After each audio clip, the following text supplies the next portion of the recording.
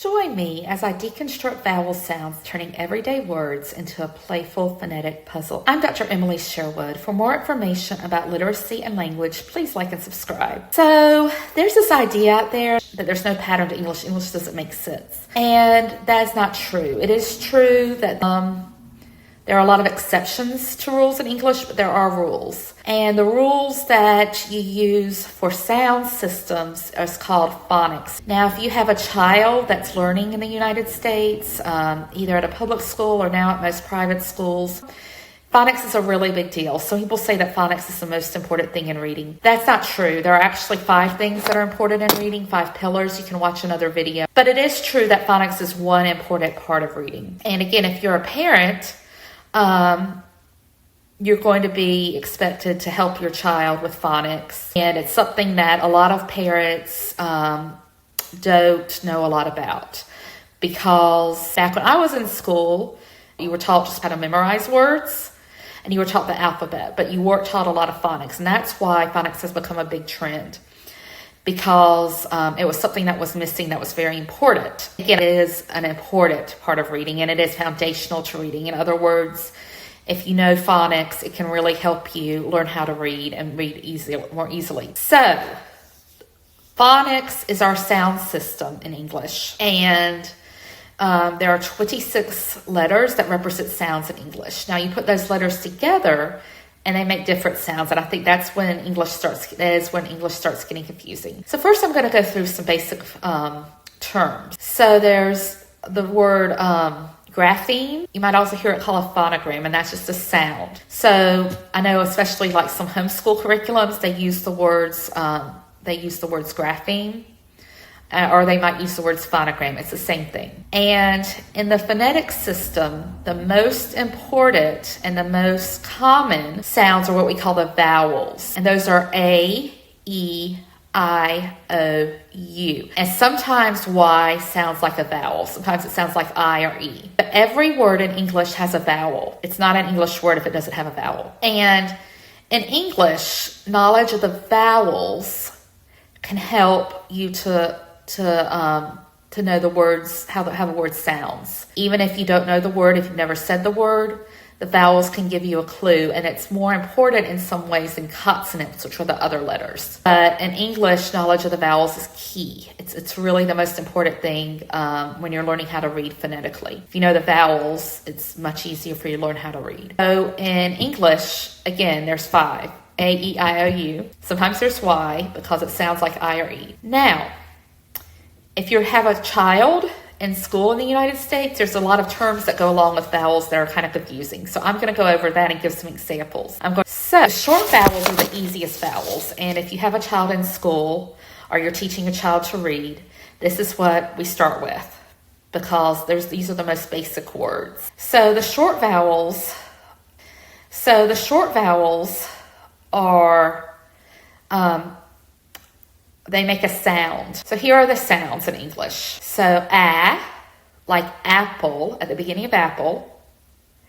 E, like bed, the middle of bed. I, like sit. G, for cheek. Those are short vowels. And again, that's the first thing that you learn, and that's the most common. Now, short vowels are easy for most people to learn. Where it starts to get trickier are in the long vowels. So there's a saying. When 2 vowels go walking, the first one does the talking. And you'll hear that in schools. So, long vowels say their name. So in most cases, you have a word, and if the long vowel is there, the first vowel says the name. Now that might seem a little fuzzy now, but I'm going to give some examples. So the most common pattern, and you might hear it called falsy E or silent E, or magic E. They call it different things when they're teaching children. It's where you have a vowel, a consonant, and then E. And in that case, the letter says its name. So for example, the word cake, like a birthday cake, C-A-K-E. It says A because of that E on the end. It doesn't say A. So another example is when we have cane, C-A-N-E, that's something that you use to walk. Because it has the A, it sounds like cane. I take the E away. Because it has E, it sounds like cane. It has an A sound. Take the E away, and it becomes can. You have that short vowel sound. Kite. You have I, consonant E. I take the E away. It's called kit. It's a short I. I have the E and it's a long I. Now, in English, you also can have it where you have two vowels together, and that can be very confusing. So if you have, for example, the word boat, there are two vowels there. There's O and there's A. The A makes it long. I were to take that out, it becomes bot, like part of a robot. But you have the OA, so it sounds like O. Boat. Another example here is tree. All right. And another example is,